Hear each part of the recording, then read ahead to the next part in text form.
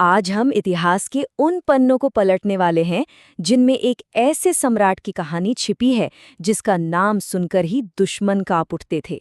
ये कहानी है एक महान गुर्जर योद्धा की, जो हिंदुस्तान की सरहदों पर एक फौलादी ढाल बनकर खड़ा रहा।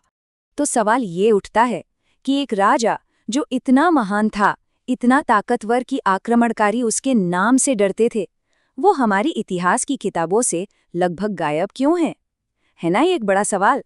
यही वो पहेली है जिसे आज हम सुलझाने की कोशिश करेंगे।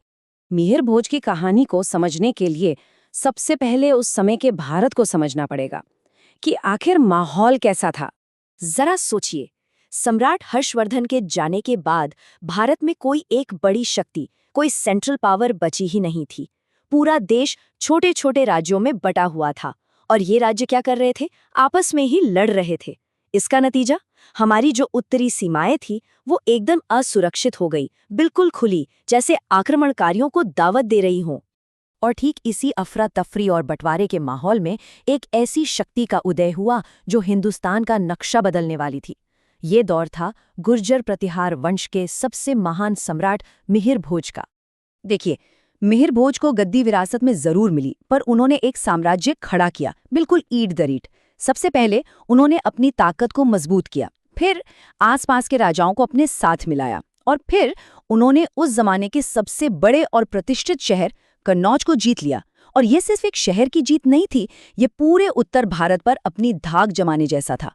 यहीं से उनके उस महान साम्राज्य की शुरुआत हुई। लेकिन मिहिर भोज को सिर्फ एक साम्राज्य बनाने वाले राजा के तौर पर याद करना उनकी कहानी का एक छोटा सा हिस्सा है।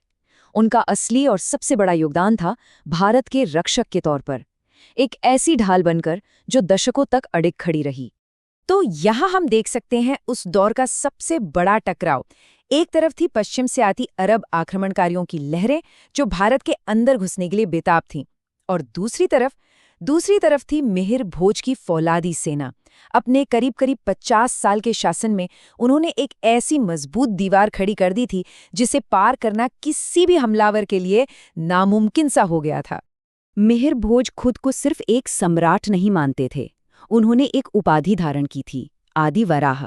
अब ये कोई मामूली टाइटल नहीं था। हमारे पुराणों में वराह भगवान विष्णु का वो अवतार हैं जिन्होंने पृथ्वी को प्रलय से बचाया था। तो ये उपाधि लेकर मिहिर भोज एक बहुत बड़ा संदेश दे रहे थे। वो कह रहे थे कि मैं अपनी धरती और अपनी प्रजा का रक्षक हूँ, एक तरह से दैवीय रक्षक जो हर बाहरी खतरे से बचाएगा। तो हमने देखा कि वो कैसे सत्ता में आए और उनकी सबसे बड़ी उपलब्धि क्या थी। चलिए अब उनकी विरासत को समझते हैं और वापस उसी सवाल पर लौटते हैं जहां से हमने ये सब शुरू किया था। मिहिर भोज का जो शासनकाल था ना, वो असल में गुर्जर प्रतिहार साम्राज्य का गोल्डन एज यानी स्वर्ण युग था। उनके राज में एक विशाल साम्राज्य था जो सुरक्षित भी था और समृद्ध भी। व्यापार बढ़ रहा था, कला को बढ़ावा मिल रहा था, बाजारों में रौनक थी। सोचिए, दशकों तक ऐसी शांति और स्थिरता जो उस दौर में बहुत बड़ी बात थी। ये एक ऐसे ताकतवर शासक की विरासत थी जिसने देश में एक व्यवस्था बनाई। और यही बात हमें वापस उसी पहले सवाल पर ले आती है। एक ऐसा सम्राट जिसने इतना कुछ किया, जिसकी वजह से हमारी संस्कृति, हमारी सरहदें महफूज रहीं, उसका नाम हमें इतिहास की किताबों में उतना बड़ा क्यों नहीं मिलता?